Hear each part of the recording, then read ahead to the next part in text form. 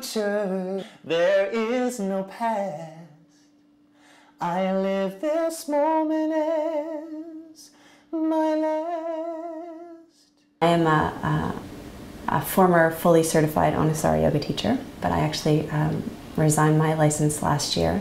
So I am a multi-style teacher, and I would say I probably teach something more akin to a vinyasa practice than maybe any other name out there, as I do like to move, and I teach a challenging, relatively vigorous practice generally. Initially, my mother actually put me in a yoga class when I was about 13 years old with a few other girls who were in my class, and I think it was her hope for me to find something that would help with some anxiety. It was a little bit different at the time.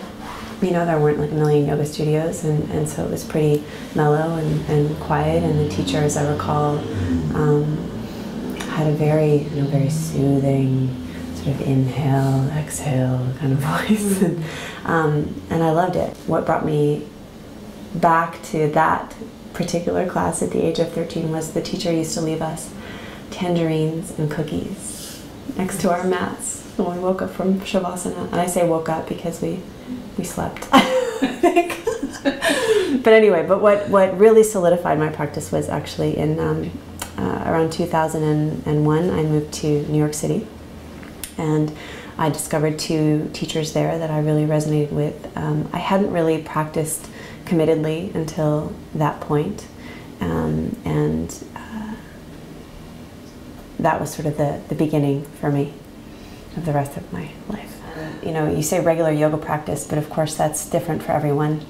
You know, regular for me back in New York City in 2001 was twice a week, but I was committed, and I felt a difference if on the off chance I didn't make, you know, one of those two asana classes at the time.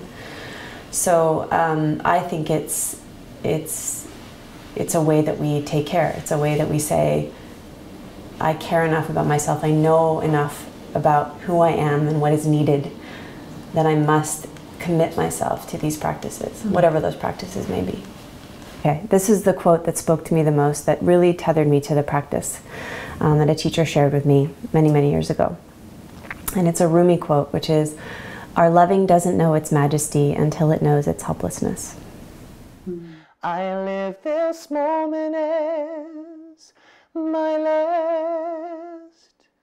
That's a little something from a Broadway show called Rent.